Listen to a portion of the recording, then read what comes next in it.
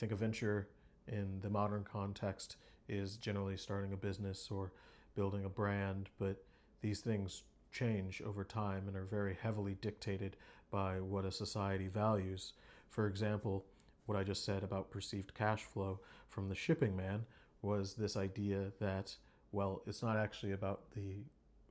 value of the containers moving from port A to port B. It's about the perceived cash flow that a ship can provide over time.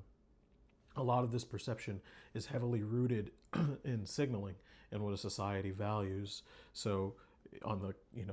flip side of clothing, Van Clothing, run by Kensuke Ishizu, when it went bankrupt in the 1970s after being a post-war boom kind of fashion economy for the men in Japan, especially through the kind of take Ivy movement in the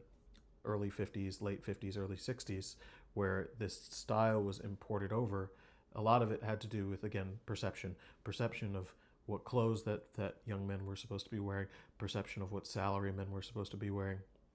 And as that changed because of America's relationship to Japan in the 1970s through the Vietnam War, as well as through the American occupation ending from the post World War II era, the Japanese style moved over to a more heavy duty cowboy kind of fit, and the Ivy style kind of died with it. And I like this quote a lot. I'm not interested in clothes anymore when the